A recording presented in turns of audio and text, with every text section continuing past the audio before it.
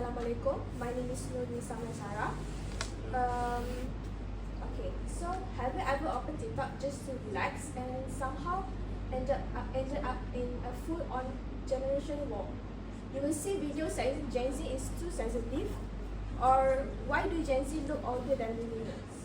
I actually saw one of those videos myself, and I remember thinking, are they genuinely curious, or are they just trying to annoy us for views?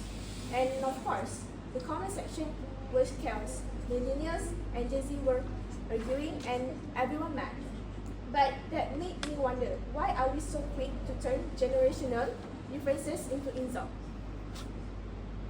The tension between millennials and Gen Z has become incredibly common, especially online, at school, and in the workplace. And at this matter, because these are the space where we are constantly interacting. Today, I want to convince you that this tension isn't about hatred, it's about difference shaped by history, technology, values, and the world each generation grew up in. First, let's talk about values and life experience. Millennials grew up during economic instability, student debt, recessions, and limited job opportunities. They were taught that success comes from grinding, staying loyal to one job, and pushing through no matter what. Hard work wasn't optional, it was survival. So when millennials look at Gen Z, they sometimes see entitlement. But Gen Z grew up in a completely different world. We were raised online, constantly connect, constantly informed, constantly exposed. We value flexibility, creativity, and quick feedback because that's how our work works. That doesn't mean we are weak. It means we have adapted to a faster, louder, more demanding environment, different work, and different tools. Second, let's talk about communication styles. Gen Z lives on platforms like TikTok, Instagram. We communicate with humor, memes, sarcasm, and short video. It's fast, casual, and expressive. That is not disrespect. It is digital fluency. But millennials, who are used to emails, meetings, and more formal communication, may see this style as unprofessional and careless. And here's the problem. When communication styles clash, assumptions grow.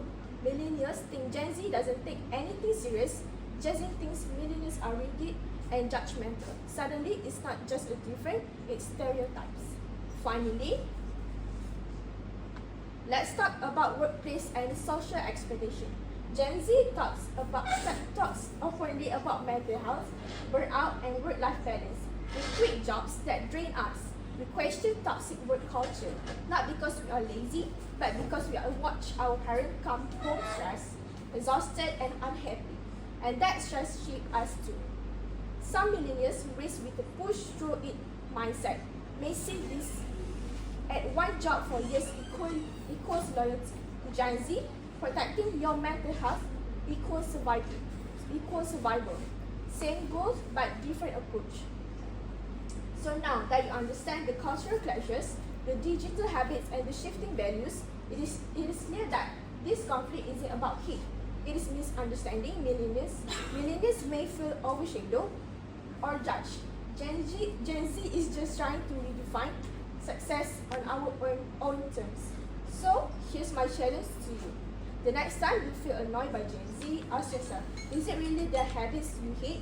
Or is it the uncomfortable truth that they are changing the rules in which previous generation never had the chance to? Maybe instead of criticism, what we really need is conversation. That's all for me. Thank you.